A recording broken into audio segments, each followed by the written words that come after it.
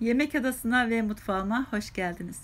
Bugünkü tarifim bu gördüğünüz mis kokulu, hem rengiyle hem kıvamıyla çok lezzetli, pratik bir şekilde 5 dakika içinde tahin nasıl yapılır onun yapımını göreceğiz. İster humus yapımında, isterseniz hibeş yapabilirsiniz, Antalya'nın meşhur mezelerinden. İsterseniz de tüketebileceğiniz kadarının üzerine bal, pekmez karıştırabilirsiniz. Bu şekilde kızarmış ekmeklerinizin üzerine sürüp çocuklarınız için de gerçekten çok faydalı ve sağlıklı bir tarif. Hem kahvaltılarda hem de ara öğün olarak tüketebilirsiniz. Buyurun yapımını görelim. 150 gram susamı bir tavanın içine aldım. 2 paket susam kullanıyorum. Her bir gramı 75 gramdı.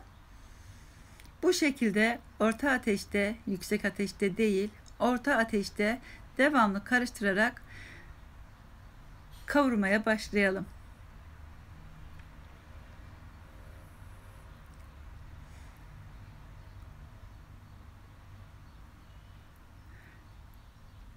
Hiç başından ayrılmayalım arkadaşlar.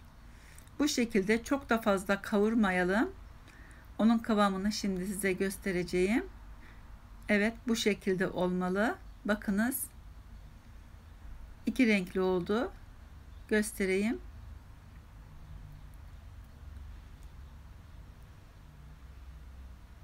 Evet, bu şekilde. Çok fazla pişirirseniz arkadaşlar tahininizin rengi çok koyu bir renk olur ve tadı da acı olur. Onun ayarını iyi ayarlamak gerekiyor. Şimdi olduğu gibi böyle sıcak sıcak hemen bir rondonun içine alalım.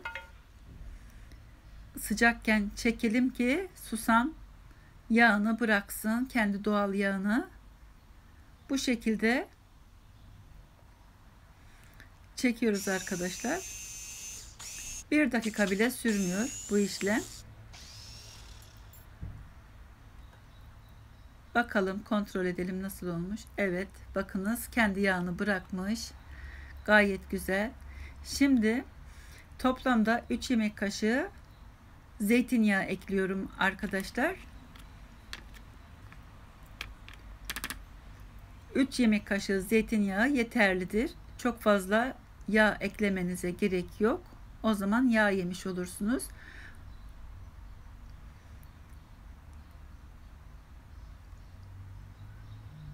Bu ölçüler tam idealdir. Şimdi biraz daha yağla beraber çekelim ki kendi doğal yağını da bırakmış olsun. Akışkan bir hal alsın. Evet. Bakınız gayet güzel. Kendi doğal yağını da bıraktı. Bakınız. Ama biraz daha çekmek istiyorum. Bu şekilde de bırakabilirsiniz.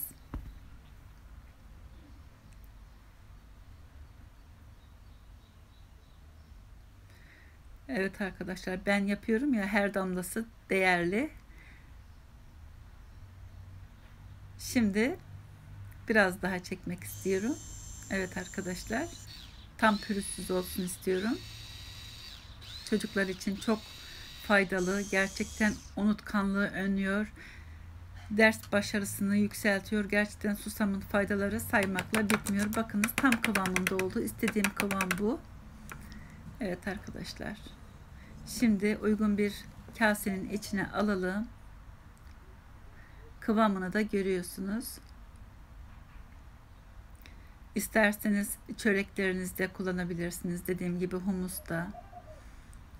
Çok güzel olur. Veganlar için de güzel bir seçenek, ev yapımı tahin. Gerçekten çok doğal ve besleyici bir besin. Akşamları 1 bardak sütün içine 1 tatlı kaşığı tahin ve biraz bal karıştırarak tüketebilirsiniz. Çok faydalı ve detoks oluyor. Ben şimdi yiyebileceğimiz kadarını kaselere alıp içine bal ve pekmez karıştırdım.